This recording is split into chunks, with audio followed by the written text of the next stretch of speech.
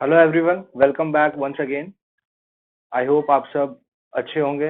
You all are doing good. So हम application of derivatives start कर चुके थे और एप्लीकेशन ऑफ डेरिवेटिव्स में हमने दो टॉपिक्स कवर कर लिए थे। कौन से वो दो टॉपिक्स थे? वो थे पहला था अप्रोक्सीमेशन, सॉरी, फर्स्ट टॉपिक हमने कवर किया था, that was mean value theorem, Rolle's and Lagrange, and the second topic was approximation. है ना? तो कैसे किसी फंक्शन की अप्रोक्सीमेट वैल्यू निकाली जाती है with the help of derivatives, वो हमने सीखा था अप्रोक्सीमेशंस में। अब हम एप्लीकेशन ऑफ डेरिवेटिव्स का थर्ड टॉपिक कवर करेंगे, जो कि होगा rate of measures in quantities. है ना? कि कैसे किसी क्वांटिटीज का रेट रेट ऑफ मेजर, यानी किस दर से वो चेंज हो रहा है ना, किस रेट से वो चेंज हो रहा है, इंक्रीज हो रहा है, डिक्रीज हो रहा है, बढ़ रहा है, घट रहा है। तो rate of measure in quantities के सेगमेंट में हम देखेंगे। है ना? तो एप्लीकेशन ऑफ डेरिवेटिव्स का थर्ड टॉपिक होगा ये। और इस टॉपिक को स्टार्ट करने से पहले, है ना, इस टॉपिक को स्टार्ट करने से पहले क्लास 10th में हमने मेंसुरेशन, है ना, सीबीएसई में मेंसुरेशन बोलते हैं, स्टेट बोर्ड में शायद सरफेस एरियाज, वॉल्यूम्स, है ना, इस तरीके से आपने क्लास 10th में एक टॉपिक पढ़ा था। तो उस टॉपिक के, है ना, अंदर जो जो ज्योमेट्रिकल पार्ट्स जैसे कि सर्कल, रेक्टेंगल, सिलेंडर, कोन, स्फेयर, इन सब के बारे में जो इंफॉर्मेशन है, तो वो हमें प्रॉपर होनी चाहिए, तभी हम इस टॉपिक के क्वेश्चंस को सॉल्व कर सकेंगे। तो रेट ऑफ मेजर्स के सवाल सॉल्व करने के लिए हमें बेसिक ज्योमेट्री, है ना, 2D और 3D शेप्स के जो स्ट्रक्चर्स होते हैं, जैसे सर्कल हो गया, रेक्टेंगल हो गया, ये तो 2 डायमेंशन स्ट्रक्चर्स हैं। इसी तरीके से सिलेंडर, कोन, स्फेयर, ये 3D स्ट्रक्चर्स है ना? तो सॉरी, तो इन टॉपिक्स का एरिया, वॉल्यूम, सरफेस एरियाज, ये हमें पता होना चाहिए। ये हमें पता नहीं होंगे तो हम एप्लीकेशन ऑफ डेरिवेटिव्स में रेट ऑफ मेजर्स जो टॉपिक होगा उसके सवाल सॉल्व करने में हमें काफी प्रॉब्लम आएगी, अगर हमें इनके बारे में पता नहीं होगा। क्योंकि ये 7 जो इंपॉर्टेंट शेप्स, जो आप बोल सकते हो, स्ट्रक्चर्स बोल सकते हो, 6-7 इंपॉर्टेंट होते हैं, उन्हीं पे से सवाल आते हैं। है ना? तो यहाँ 4 मैंने लिखे हुए हैं, इनके बारे में पहले हम डिटेल में वापस रिवाइज कर लेते हैं। ये सब आपने क्लास 10th में पढ़ा हुआ है। इसकी इंफॉर्मेशन वापस मैं बोलता हूँ, इसकी इंफॉर्मेशन अगर नहीं होगी तो रेट ऑफ मेजर सीखने में दिक्कत आएगी। तो पहले मैं आपको बारी बारी वो सब याद करवा देता हूँ जो हमने ऑलरेडी पढ़ा हुआ है हमारी अर्लियर क्लासेस में। तो सबसे पहला स्ट्रक्चर है सर्कल। तो सर्कल का सब जानते हैं, सर्कल का रेडियस जिसका आर है। तो एरिया ऑफ सर्कल क्या हो जाता है भाई? एरिया ऑफ सर्कल होता है पाई आर स्क्वायर। अगर मुझे इसका सरकमफेरेंस निकालना है तो वो है 2 पाई आर। और अगर मुझे इसका डायमीटर निकालना है तो वो होगा रेडियस का दुगुना। है ना? ये चीज पूरी डायमीटर हो जाएगी। तो ये बात हुई सर्कल की। अच्छा, जब भी मैं सर्कल का एरिया निकालूंगा, जैसे मान लो रेडियस 5 सेंटीमीटर है, तो जो भी एरिया आएगा ना सर्कल का एरिया, तो उसकी यूनिट क्या आएगी? अगर मान लो रेडियस सेंटीमीटर में है तो क्या आएगा? सेंटीमीटर का स्क्वायर आएगा, क्योंकि रेडियस स्क्वायर है। पाई तो कांस्टेंट टर्म है, 3.14। है ना? तो एरिया का कैसे आएगा? हमेशा स्क्वायर यूनिट्स में आएगा। कैसे आएगा? स्क्वायर यूनिट्स में आएगा। सरकमफेरेंस हमेशा कैसे आएगा? 2 कांस्टेंट है, पाई कांस्टेंट है, रेडियस मेजर है, तो सरकमफेरेंस हमेशा यूनिट्स में आएगा। अगर सेंटीमीटर में है तो सेंटीमीटर में आएगा, मीटर में है तो मीटर में आएगा, मिलीमीटर में है तो मिलीमीटर में आएगा। डायमीटर किस फॉर्म में आएगा? यूनिट फॉर्म में ही आएगा, क्योंकि 2r लिखा हुआ है। अब आते हैं रेक्टेंगल पे। तो रेक्टेंगल इस तरीके से होता है, जिसकी ये लेंथ है, ये ब्रेड्थ है। तो एरिया ऑफ रेक्टेंगल हमेशा क्या होता है? Length into breadth. तो एरिया जो होगा रेक्टेंगल का, उसका यूनिट क्या आएगा? स्क्वायर यूनिट्स आएगा, क्योंकि लेंथ भी कुछ तो होगी, मीटर सेंटीमीटर में, और ब्रेड्थ भी मीटर सेंटीमीटर में होगी। दोनों जब मल्टीप्लाई होंगे तो क्या आएगा? स्क्वायर हो जाएगा ना, सेंटीमीटर स्क्वायर या मीटर स्क्वायर। तो area of rectangle is length into breadth, square units. Perimeter क्या होता है? Area of sorry perimeter of rectangle क्या होता है? 2 times of length plus breadth. 2 times of length plus breadth is the perimeter of rectangle. अब आता है cylinder. है ना? तो सिलेंडर एक 3D स्ट्रक्चर है। तो सिलेंडर इन दोनों की तरह 2D तो है नहीं। तो जो 2D स्ट्रक्चर्स होते हैं उनका हम एरिया कैलकुलेट करते हैं, 3D में वो चीज वॉल्यूम से कवर की जाती है। तो वॉल्यूम ऑफ सिलेंडर क्या होता है? वॉल्यूम ऑफ सिलेंडर, ये हो गई सिलेंडर की हाइट, ये हो गया। अगर cylinder cylinder right circular cylinder है ना, यानी ऊपर से भी सर्कुलर, नीचे का एंड भी सर्कुलर, ये उसकी हाइट हो गई। तो वॉल्यूम ऑफ सिलेंडर हमेशा क्या होगा, पाई आर स्क्वायर एच। अच्छा, इसका यूनिट क्या आएगा, इसका यूनिट क्या आएगा, अगर मान लीजिए रेडियस सेंटीमीटर में, हाइट भी सेंटीमीटर में है, तो देखो रेडियस का स्क्वायर यानी सेंटीमीटर का स्क्वायर, और हाइट भी सेंटीमीटर, तो सेंटीमीटर का स्क्वायर इंटू सेंटीमीटर यानी सेंटीमीटर का क्यूब। तो वॉल्यूम हमेशा सिलेंडर का कैसा आएगा, क्यूबिक यूनिट्स आएगा। क्या आएगा, क्यूबिक यूनिट्स। और दूसरी चीज जो हमें सिलेंडर में याद रखनी है वो है उसका surface area.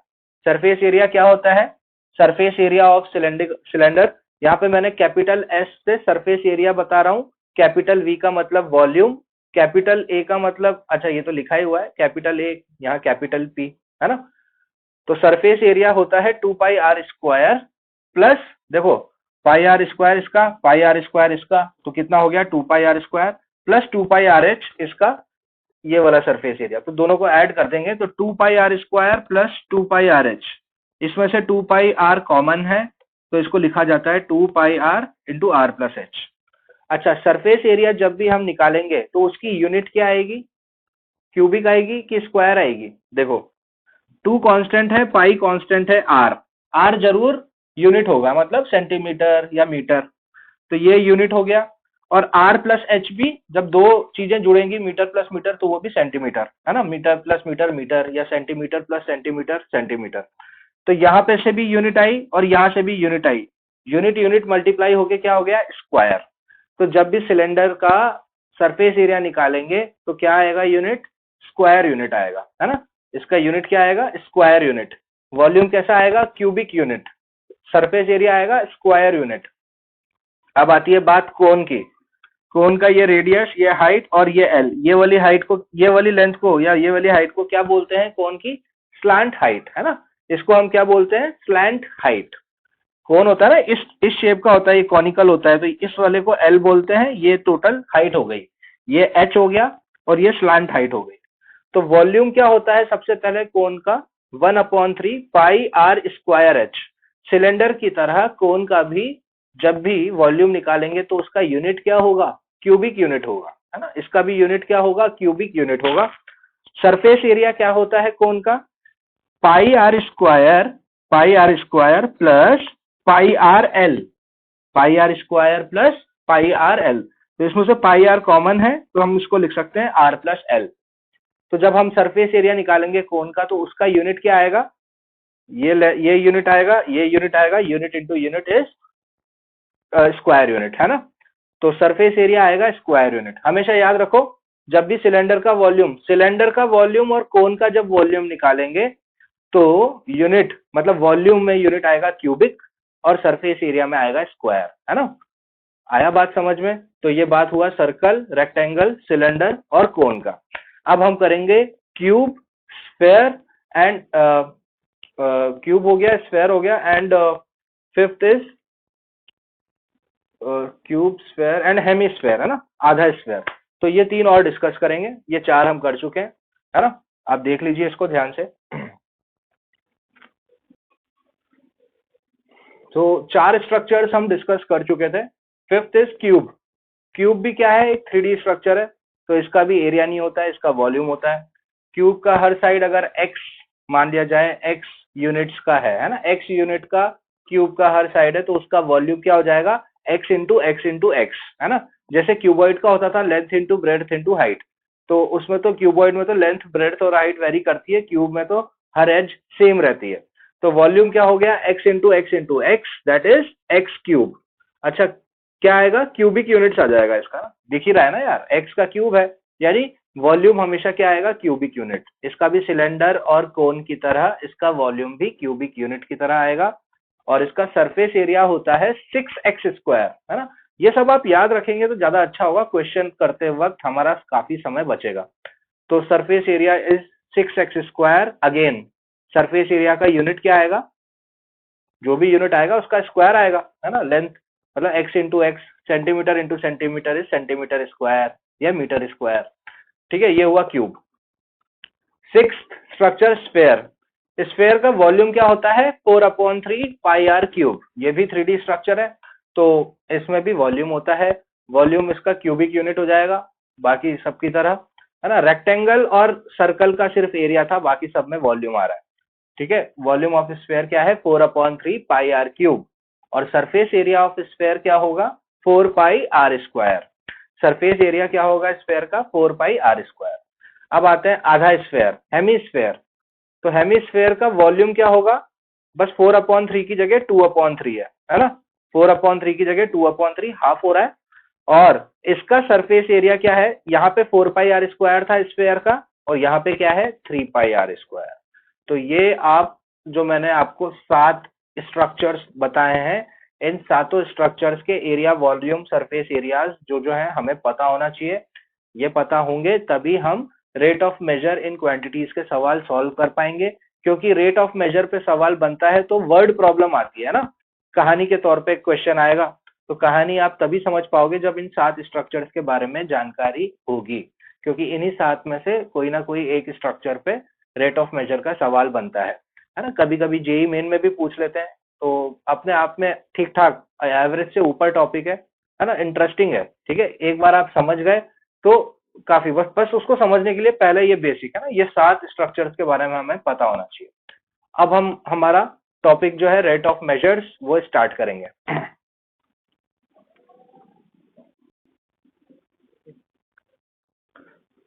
So rate of measure topic को समझने के लिए, अच्छा इसका कोई थ्योरी नहीं है रेट ऑफ मेजर के लिए, इसको हमें फील से समझना होगा। तो रेट ऑफ मेजर को समझाने के लिए एक एग्जांपल बेसिकली मैंने आपके लिए रखा है यहाँ पर, ताकि हम इस टॉपिक को और अच्छे से समझ सकें। तो इसको पढ़िए ध्यान से, है ना। मान लिया जाए let x is equals to 6t³ minus 3t² plus 4t minus 7, है ना। मान लिया जाए x दे रखा है, x, अच्छा x मुझे किसके हिसाब से दे रखा है, x किसका फंक्शन है यहाँ पर, x को कौन चला रहा है, x को t चला रहा है ना। तो यहाँ पर आपको x दे रखा है, x डायरेक्ट नहीं दे रखा है, t के फॉर्म में x दे रखा है। तो यहाँ पे x हमें दे रखा है is the movement of a particle, कोई पार्टिकल मूव कर रहा है, और वो पार्टिकल मूव कर रहा है तो उसकी इक्वेशन दे रखी है टी के फॉर्म में, है ना। तो पार्टिकल की मूवमेंट टी के फॉर्म में दे रखी है। तो मूवमेंट जब भी हम मूव करते हैं, चलते हैं मतलब, यानी हम डिस्टेंस कवर कर रहे हैं, तो इजीली x क्या है यहाँ पर, x तो है डिस्टेंस कवर्ड, यानी x क्या है, x यानी उसकी मूवमेंट कितनी वो दूरी तय कर रहा है, और वो डायरेक्टली नहीं दे रखी है हमें, वो हमें दे रखी है एक इक्वेशन के फॉर्म में, और उस इक्वेशन को चलाने वाला है t। तो t क्या है, t is the time taken, है ना। यहाँ सब दे रखा है मैंने आपको, x है distance covered in meters, meter में, और t जो है वो टाइम है इन सेकेंड्स, है ना। तो आपको मैंने पूछा है find velocity and acceleration of the particle. ये पार्टिकल, इस तरीके के सवाल आपने काफी किए होंगे फिजिक्स में, है ना। फिजिक्स में लॉज ऑफ मोशन पढ़ते हैं हम, तब भी आता है ये, है ना, पार्टिकल की मूवमेंट, और वहां पे भी काफी एप्लीकेशन ऑफ डेरिवेटिव का यूज होता है। तो वेलोसिटी, है ना, जब आपको पता हो, अब देखिए x दे रखा है, t दे रखा है, पढ़ रहे हैं हम एप्लीकेशन ऑफ डेरिवेटिव, यानी डिफरेंशिएशन तो होगा ही होगा। तो आप सबको पता होगा वेलोसिटी, वेलोसिटी अगर v निकालना होता है मुझे, तो वेलोसिटी कैसे निकालते हैं हम, है ना, रेट ऑफ चेंज इन, मतलब रेट ऑफ चेंज यानी डिस्प्लेसमेंट पर यूनिट टाइम, है ना। तो डिस्प्लेसमेंट जैसे यानी dx बाय dt, इस तरीके से निकालेंगे हम, है ना। यहाँ पे चलाने वाला x है, यहाँ अगर s लिखा होता तो ds बाय dt हो जाता, p लिखा होता तो dp बाय dt हो जाता, है ना।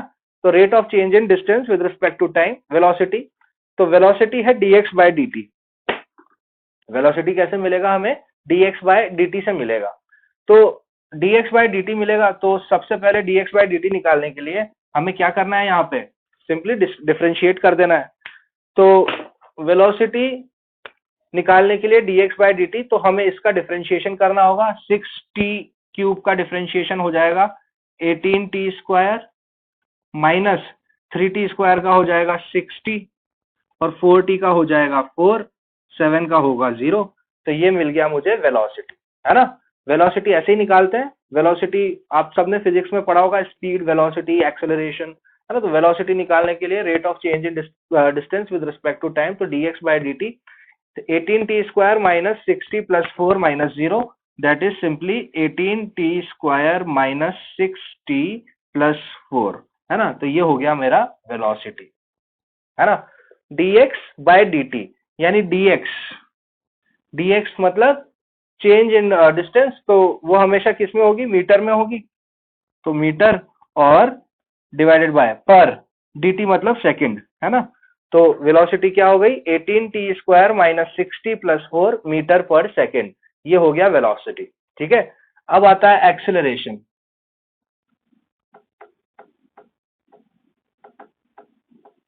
तो एक्सेलरेशन कैसे निकालेंगे, एक्सेलरेशन ए वो क्या होता है, dv by dt होता है। Rate of change in velocity with respect to time is known as acceleration. तो एक्सेलरेशन निकालने के लिए dv by dt मतलब हमें इसका डिफरेंशिएशन करना पड़ेगा। हम dv by dt भी लिख सकते हैं, या हम ऐसे भी लिख सकते हैं d by dt of dx by dt। क्या इसको ऐसा लिखा जा सकता है, देखो d by dt of velocity, velocity क्या थी, dx by dt, तो इसको हम ऐसा भी लिख सकते हैं, dv by dt भी लिख सकते हैं, और d2x अपॉन dy² ये भी लिख सकते हैं, लिख सकते हैं कि नहीं, dv by dt लिखो या d by dt of dx by dt लिखो, d dx d2x upon dt यानी sorry dt into dt is dt², है ना। तो d2x अपॉन dt², तो चाहे ये लिखो चाहे ये लिखो, वो क्या रिप्रेजेंट करेगा, एक्सेलरेशन। तो एक्सेलरेशन निकालने के लिए मुझे इस वेलोसिटी का वापस से t के रेस्पेक्ट में डिफरेंशिएशन करना पड़ेगा। तो क्या हो जाएगा, acceleration is equals to 18t² का डिफरेंशिएशन हो जाएगा 36t माइनस 6, 4 का 0, और इसकी यूनिट क्या आएगी बताइए, इसकी यूनिट क्या आएगी, देखो dv अपॉन dt, वेलोसिटी की क्या थी, मीटर पर सेकंड, मीटर पर सेकंड डिवाइडेड बाय सेकंड, है ना, मीटर पर सेकंड डिवाइडेड बाय सेकंड क्या हो जाएगा, मीटर पर सेकंड स्क्वायर, है ना, मीटर पर सेकंड स्क्वायर। तो एक्सेलरेशन हो गया 36 माइनस टी मीटर पर सेकंड स्क्वायर। तो ये हो गया आपका एक्सेलरेशन, ये हो गया आपका वेलोसिटी। सिंपली मुझे पार्टिकल की मूवमेंट दे रखी थी टी के फॉर्म में, है ना, पार्टिकल को चलाने वाला टी था, डिपेंडेंट किस पे था, वो टी पे डिपेंडेंट था, यानी एक्स हो गया function of t, where x is the distance travelled, है ना, distance covered by the particle in the form of t, time के हिसाब से। अब जैसे आप टाइम डाल दो 1 सेकेंड तो एक्स हो जाएगा कुछ ना कुछ, टाइम डालोगे 2 सेकेंड तो एक्स हो जाएगा कुछ ना कुछ, है ना, टाइम डालते जाओ आपको डिस्टेंस मिलता जाएगा, टाइम के फॉर्म में इक्वेशन दे रखी है। अच्छा, तो ये हो गया। अब छोटी मोटी चीजें आपको पूछ सकता हूं मैं और इसमें, है ना, तो जैसे ये तो आपने वेलोसिटी और एक्सेलरेशन निकाल दिया, अगर मैं पूछूं आपको find velocity and acceleration at t is equals to 2 seconds, जब t मतलब 2 सेकेंड पर एक्सेलरेशन क्या हो जाएगा और वेलोसिटी क्या हो जाएगी, तो कुछ नहीं करना है भाई, t का वैल्यू 2 डाल दो यहाँ पर, तो वेलोसिटी क्या हो जाएगा, वेलोसिटी हो जाएगा 18t² मतलब 2 का square minus 6 into 2 plus 4 meter per second, तो 2 का स्क्वायर 4, 18 4 जा 72, 72 प्लस 4 76, 76 माइनस 12 इज 64, तो 64 मीटर पर सेकेंड आ गई इसकी वेलोसिटी, है ना। वापस चेक कर लेते हैं, 2 का स्क्वायर 4, 18 4 जा 72, 72 में 4 जोड़ेंगे 76 आएगा, 76 में से 12 सब्ट्रैक्ट करेंगे तो 64 आ जाएगा। तो ये हो गया भाई। अब दो दो क्या मैं किसी पे भी पूछूं आपको 8 सेकंड पे क्या होगा, भाई 8 डाल देना आप यहाँ पे, बस सब्सटीट्यूट ही करना है आपको, ठीक है ना। एक्सेलरेशन कितना हो जाएगा जब 2 सेकंड पर, एक्सेलरेशन हो जाएगा ये देखो 36, सॉरी क्या था यहाँ पे, 36t माइनस 6 था, 36t माइनस 6 था, तो 36 into 2 minus 6 that is 72 minus 6 that is 66 meter per second square, है ना। मीटर पर सेकंड स्क्वायर, इसका एक्सेलरेशन हो जाएगा 66 मीटर पर सेकंड स्क्वायर, है ना। तो वेलोसिटी हमेशा मीटर पर सेकंड में होगी, अगर डिस्टेंस मीटर में है, टाइम सेकंड में है तो मीटर पर सेकंड, और एक्सेलरेशन मीटर पर सेकंड स्क्वायर, है ना। एक्सेलरेशन मीटर पर सेकंड स्क्वायर हो जाएगा। तो ये एक एग्जाम्पल के मीडियम से मैंने आपको एप्लीकेशन ऑफ डेरिवेटिव समझाने की कोशिश करी, sorry rate of measure in quantity समझाने की कोशिश करी इस एग्जाम्पल के मीडियम से। इसी तरीके के एग्जाम्पल्स आपको मिलेंगे जब आप रेट ऑफ मेजर्स के सवाल, किसी भी प्रकार का सवाल करेंगे तो वर्ड प्रॉब्लम ही आएगी, है ना। तो एक एग्जाम्पल, ताकि ये एग्जाम्पल मैंने इसलिए लिया, इसलिए समझाने की कोशिश करी क्योंकि आपने कहीं ना कहीं इनको फिजिक्स में देखा होगा, इसीलिए मैंने इस एग्जाम्पल को लेकर एप्लीकेशन ऑफ डेरिवेटिव का जो ये टॉपिक है रेट ऑफ मेजर्स, उसको समझाने की कोशिश करी। अब हम नेक्स्ट क्वेश्चन करेंगे, 2-3 क्वेश्चंस और करेंगे इस पर बेस्ड, ताकि ये हमें और अच्छे से क्लियर हो, ठीक है। तो ये था क्वेश्चन नंबर 1 आप बोल सकते हो, या ये थियोरेटिकल एक्सप्लेनेशन भी आप इसको बोल सकते हो। तो अब हम क्वेश्चन प्रैक्टिस करते हैं एक क्वेश्चन के मीडियम से, और इसको समझने की कोशिश करता है।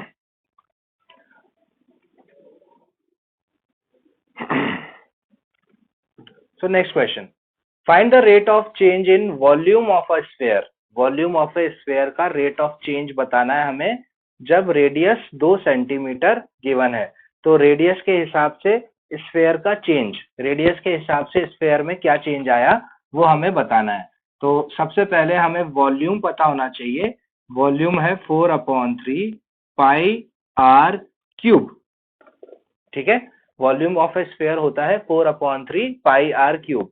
आपको क्या पूछा, rate of change in volume, किसके हिसाब से, रेडियस के हिसाब से।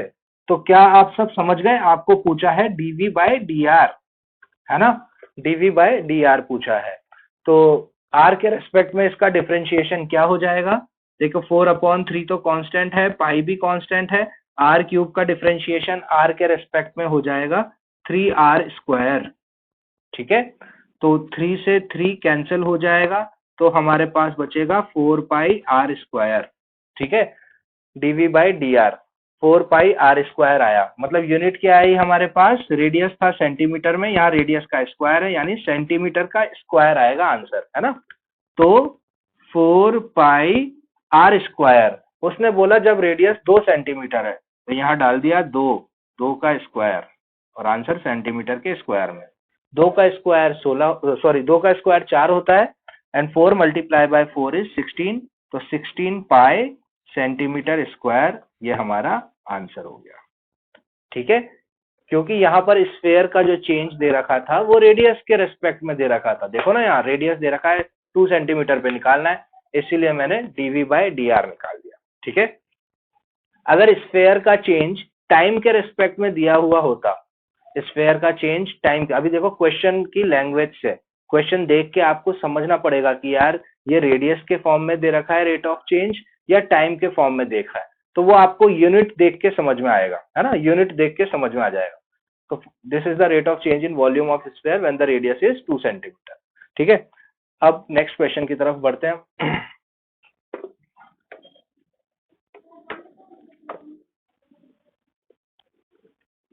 नेक्स्ट क्वेश्चन, है ना। अब धीरे धीरे धीरे हम अच्छे अच्छे क्वेश्चंस की तरफ मूव करेंगे। तो नेक्स्ट क्वेश्चन देखिए आप, नेक्स्ट क्वेश्चन में दे रखा है the volume of a, question को ढंग से पढ़ेंगे ना, क्वेश्चन अगर आप ढंग से नहीं पढ़ोगे तो फिर इसको हमें समझने में दिक्कत आएगी, लिखने में दिक्कत आएगी कि किस तरीके से इसको एक्सप्रेस करना है ना। तो क्वेश्चन को ढंग से पढ़िए। The volume of a cube is increasing at the rate 8 centimetre cube पर सेकेंड। ये देखिए क्या लिखा है, ये लिखा है 8 सेंटीमीटर क्यूब पर सेकेंड। 8 सेंटीमीटर पर क्यूब, 8 सेंटीमीटर क्यूब पर सेकेंड के हिसाब से क्यूब का वॉल्यूम क्या हो रहा है, इंक्रीज हो रहा है ना। यानी क्यूब का वॉल्यूम, रेट ऑफ चेंज। अच्छा यहाँ पे मुझे क्या दे रखा है, अब इससे समझो, इससे समझो आप, क्या मुझे ये दे रखा है डीवी बाय डी टी दे रखा है क्या,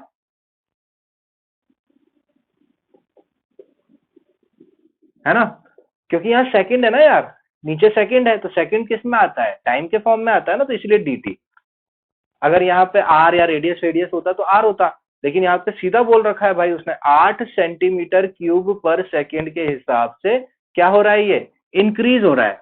तो एक चीज याद रखना हमेशा ना, जब भी क्वेश्चन में रेट इंक्रीज होता है तो हम उसको पॉजिटिव लेते हैं, जब भी डिक्रीज होगा तो नेगेटिव लेंगे।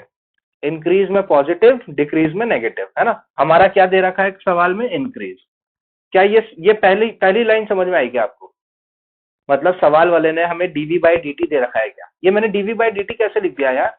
डीवी मतलब वॉल्यूम का चेंज, सेंटीमीटर क्यूब, और अपॉन में क्या है? सेकंड है, यानी dt।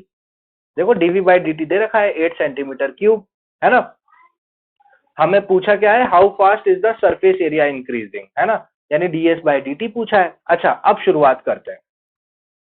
क्यूब के बारे में आपको क्या पता है? वॉल्यूम क्या होता है क्यूब का? वॉल्यूम होता है, अगर क्यूब की हर साइड x यूनिट की है तो उसका वॉल्यूम होगा x क्यूब, है ना। ठीक है। अब v किसका फंक्शन है? x का। लेकिन मैं क्या करता हूं, मुझे चाहिए dv बाई dt। मैं इसको अब x के रेस्पेक्ट में डिफरेंशिएट नहीं कर रहा हूं, क्योंकि x का कोई काम नहीं है यहाँ पे। यहाँ पे रेट ऑफ चेंज किसके हिसाब से दिया गया है? टाइम के हिसाब से। तो x के रेस्पेक्ट में नहीं करना है मुझे, अब इसको टाइम के रेस्पेक्ट में करना पड़ेगा, क्योंकि इंफॉर्मेशन ये है मेरे पास। अरे भाई, जब इंफॉर्मेशन ये है तो x के रेस्पेक्ट में थोड़ा ना करूंगा, टाइम के रेस्पेक्ट में करूंगा। तो dv by dt, x cube का डिफरेंशिएशन t के रेस्पेक्ट में क्या होगा? 3x square into D x by d T. क्या ये होगा? 3x square into D x by d T. देख लीजिए ध्यान से, है ना। 3 dv बाई डी टी आ गया मेरा 3x square into D x by d T, है ना। तो ये आ गया। अब dv बाई डी टी क्या यहाँ से आपको पता है क्या है? 8 सेंटीमीटर क्यूब पर सेकेंड, है ना। तो dv बाई डी टी की जगह मैं ये सब्सटीट्यूट कर देता हूं, 8 is equals to 3x square d x by d t. इस तरीके से हो जाएगा, ठीक है। तो अब मैं बोल सकता हूं dx by d t is equals to 8 upon 3x square, ठीक है। dx बाई डी टी क्या हो गया? 8 अपॉन 3x स्क्वायर, है ना। ओके। अब देखिए, इसको मैं सेकंड नाम दे देता। तो अब जो पढ़िए इसको, how fast is the surface area increasing. Surface area किस स्पीड से, हाउ फास्ट, कितनी तेजी से सरफेस एरिया इंक्रीज होगा जब लेंथ होगी 12 सेंटीमीटर। तो उसके लिए हमें पहले सरफेस एरिया पता होना चाहिए। तो क्यूब का सरफेस एरिया मैंने आपको क्या बताया था? क्यूब का सरफेस एरिया होता है 6x स्क्वायर, है ना। क्यूब का सरफेस एरिया होता है 6x स्क्वायर। आपको क्या पूछा है उसने? आपको पूछा है ds बाय dt। आपको क्या पूछा है? ds bye dt। कितनी तेजी से, है ना, यानी टाइम ही पूछा है भाई। तो ds बाय dt कितने समय में, कितना समय लगेगा सरफेस एरिया को बढ़ने में जब लेंथ होगी 12 सेंटीमीटर। तो ds बाय dt निकालने के लिए मुझे इसको वापस से t के रेस्पेक्ट में डिफरेंशिएट करना होगा। तो एक्स स्क्वायर का डिफरेंशिएशन होगा 2x, लेकिन हम t के रेस्पेक्ट में कर रहे हैं तो इंटू dx बाय dt आएगा। तो 6 2x का एक्स स्क्वायर का डिफरेंशिएशन 2x, तो हो गया ये 12x, लेकिन किसके रेस्पेक्ट में कर रहे हैं? t के रेस्पेक्ट में, तो इंटू dx बाय dt, है ना। अब आपको ये निकालना है, देखो ध्यान से, आपको ये निकालना है how fast is the surface area increasing. Surface area कैसे इंक्रीज हो रहा है, मतलब ये निकालना है ds बाय dt। तो ds बाय dt आया 12x multiply by dx by dt, 12x multiply by dx by dt। अब देखिए, क्या यहाँ dx बाय dt की वैल्यू दे रखी है आपको? मतलब आपने निकाली है, दी तो नहीं है। dx बाय dt क्या है? dx बाय dt है 8 अपॉन 3x स्क्वायर। वो अब मुझे यहाँ सब्सटीट्यूट करना है थर्ड में, ठीक है ना। देखो सब मैंने इंपॉर्टेंट लिखा है, इसको फर्स्ट, इसको सेकंड, इसको third.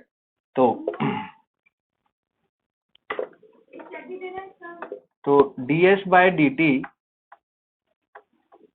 Is equals to 12x multiply by dx by dt, and dx by dt is 8 upon 3x square, 8 upon 3x square, ठीक है। तो ds by dt कितना हो गया?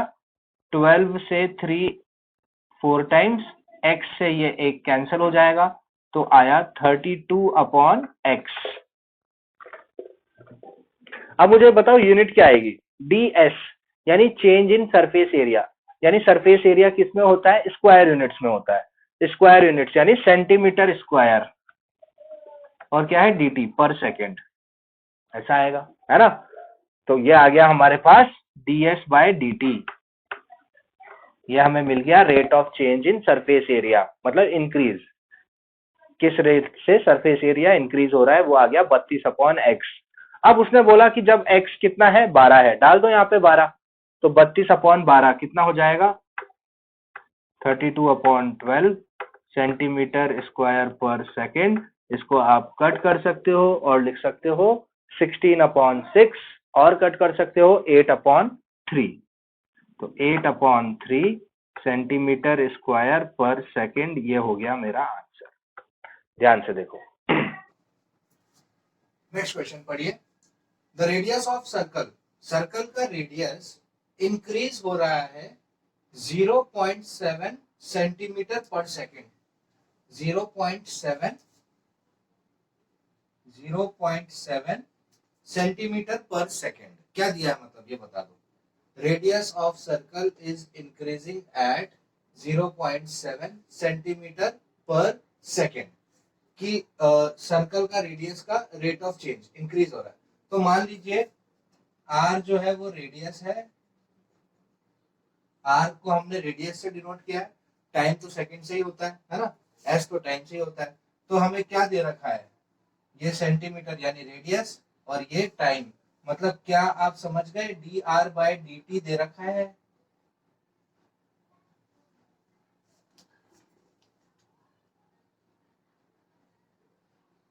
क्या आपको ये बात समझ में आई यहाँ तक? आप सबको पढ़िए इसको ना, देखो रेट ऑफ मेजर के सवाल वर्ड प्रॉब्लम होंगे, और वर्ड प्रॉब्लम आपको पहले पढ़नी पड़ेगी, तभी तो आप लिखोगे। रेडियस ऑफ सर्कल, सर्कल का रेडियस इंक्रीज हो रहा है, मतलब पॉजिटिव कितना। अब इससे आपको पता चलेगा, ये जो चीज है ना, ये जो चीज लिखी होती है उससे आपको पता चलेगा कि क्या लिखूं यार, dv/dt, dr/dt, da/dt या da/ds किसके रेस्पेक्ट में। तो यहाँ पे आपको किसके रेस्पेक्ट में हो रहा है? ये देखो ना, पर सेकंड हो रहा है, यानी टाइम के रेस्पेक्ट में हो रहा है। टाइम के रेस्पेक्ट में किस में चेंज हो रहा है? किस में चेंज हो रहा है? रेडियस में, यानी dr/dt दे रखा है। बहुत सिंपल है ना? तो यानी dr/dt ये दे रखा है, इसको मैं फर्स्ट नाम दे देता हूं। आपको पूछा है find the rate of increase in its circumference, है ना? सरकमफेरेंस में rate of change, rate of increase क्या आएगा? तो सबसे पहले तो सरकमफेरेंस को मैं मान लेता हूं, सी से नाम देता हूं, सी से स्पेलिंग शुरू होती है। सरकमफेरेंस क्या होता है? सर्कल का, सर्कल का सरकमफेरेंस होता है 2πr, है ना? सर्कल का सरकमफेरेंस होता है 2πr। आपको पूछने वाले ने क्या पूछा? आपको पूछने वाले ने पूछा है dc/dt। आपको पूछने वाले ने क्या पूछा है? dc/dt पूछा है कि किस रेट से, मतलब कितने टाइम के रेस्पेक्ट में सरकमफेरेंस में क्या रेट ऑफ चेंज आएगा। तो t के रेस्पेक्ट में 2πr का डिफरेंशिएशन क्या हो जाएगा? 2π तो कांस्टेंट है, r का डिफरेंशिएशन t के रेस्पेक्ट में क्या हो जाएगा? dr/dt हो जाएगा, है ना? तो dc/dt जो कि मुझे पूछा गया है, यही आपका सवाल है, मतलब rate of change in circumference dc/dt क्या होगा। तो टाइम के रेस्पेक्ट में सरकमफेरेंस का डिफरेंशिएशन 2π कांस्टेंट है, r वेरिएबल है, तो dr/dt हो जाएगा। तो 2π dr/dt that means 2π into dr/dt, और हम सबको dr/dt का वैल्यू ऑलरेडी पता है, जो कि हमें क्वेश्चन में गिवन है, जो कि क्या है? 0.7। 0.7 को 2 से मल्टीप्लाई करेंगे तो आएगा 1.4 पाई, है ना? और यूनिट क्या आएगी? यूनिट क्या आएगी? देखो dc/dt सरकमफेरेंस किस में आएगा? सरकमफेरेंस सेंटीमीटर में तो आएगा, और टाइम के रेस्पेक्ट में, यानी सेंटीमीटर पर सेकेंड। ये हो गया मेरा आंसर, 1.4 पाई सेंटीमीटर पर सेकेंड। जिसको आप और चाहो तो और ऐसे लिख सकते हो, 1.4 इंटू 22/7 सेंटीमीटर पर सेकेंड। 7 से ये कट जाएगा, 0.2 टाइम्स 0.2 जब 22 से मल्टीप्लाई होगा तो 4.4 आ जाएगा। तो आंसर हो गया 4.4 सेंटीमीटर पर सेकेंड, है ना। रेडियस ऑफ सर्कल इस रेट से इंक्रीज हो रहा था, मतलब d r by d t given था और d c by d t पूछा था, मतलब सी क्या है यहाँ पे, सरकमफेरेंस है। तो सरकमफेरेंस का दर किस टाइम से सरकमफेरेंस इंक्रीज होगा, इंफॉर्मेशन गिवन थी, हमने इजीली फाइंड आउट कर दिया। तो बहुत इजी रहता है बेसिकली, इससे आपको पता चल जाएगा कि किसके रेस्पेक्ट में ये काम होने वाला है, ठीक है। तो एप्लीकेशन ऑफ डेरिवेटिव का जो ये टॉपिक है, रेट ऑफ मेजर्स, आज हमने इसका जस्ट बेसिक स्टार्ट किया, इसको समझा, और इसके बारे में जो इम्पोर्टेंट शेप्स थी, उनके एरियाज, वॉल्यूम्स और सरफेस एरियाज हमें जो पता होने चाहिए, उनके बारे में हमने डिस्कस किया, और कुछ छोटे छोटे एग्जाम्पल के मीडियम से इस टॉपिक को हमने और अच्छे से समझने की कोशिश करी। नेक्स्ट लेक्चर में हम इस पे डिटेल में और अच्छे से क्वेश्चंस करेंगे, एनसीईआरटी बेस्ड क्वेश्चंस, एनसीईआरटी में किस तरीके के क्वेश्चंस है वो मैं आपसे डिस्कस करूंगा नेक्स्ट लेक्चर में, और साथ ही साथ उसके नेक्स्ट लेक्चर में कॉम्पिटिटिव एग्जाम में क्या पूछा जाते हैं, किस तरीके से इस टॉपिक से क्वेश्चन पूछे जाएंगे, वो भी डिस्कस करेंगे।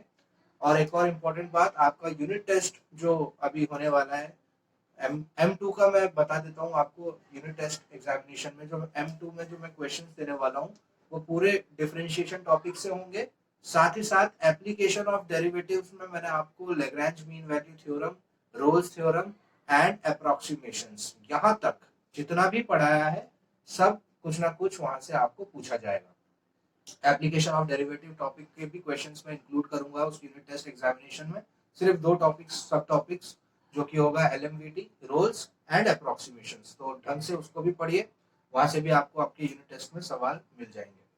तो आज के लेक्चर के लिए फिलहाल इतना ही करते हैं, नेक्स्ट लेक्चर में मिलेंगे और अच्छे क्वेश्चंस करेंगे रेट ऑफ मेजर्स पे। तो thank you so much for today lecture.